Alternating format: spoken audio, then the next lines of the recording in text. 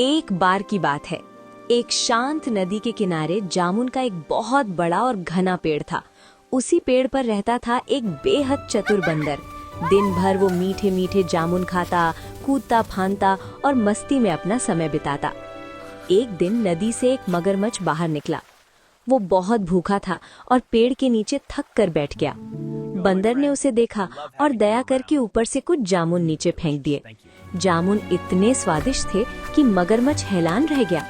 धीरे धीरे दोनों में दोस्ती हो गई। अब मगरमच्छ रोज नदी से आता और बंदर उसे जामुन खिलाता। दोनों घंटों बैठकर बातें करते और अच्छे दोस्त बन गए।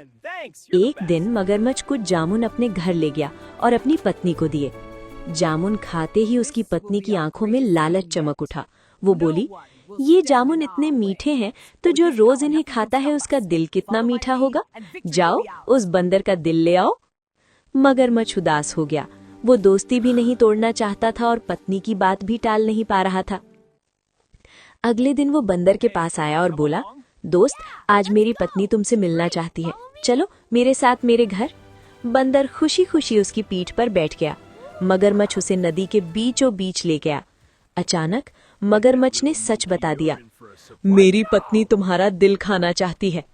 ये सुनकर बंदर चौंका, लेकिन फिर उसके चेहरे पर एक चालाक मुस्कान आ गई। वो हंसते हुए बोला, अरे दोस्त, ये बात पहले बता देता, मैं तो अपना दिल पेड़ पर ही छोड़ आया हूँ। चलो वापस चलते हैं, मैं ले आता हूँ। मगरमच्छ उसकी बातों में आ गया और खुशी खुशी वापस मुड़ गया। जैसे ही किनारे पहुंचे, बंदर फुर्ती से कूदकर पेड़ पर चढ़ गया। ऊपर से वो चिल्लाकर बोला, जाकर अपनी लालची बीवी से कह देना, दोस्ती में धोखा देने वाला सबसे बड़ा मूर्ख होता है, और याद रखना, बुद्धि से बड़ी कोई ताकत नहीं होती। शर्मिंदा मगरमच्छ धीरे धीरे पानी में लौट गया और बंदर फिर से आराम से जामुन खाने लगा।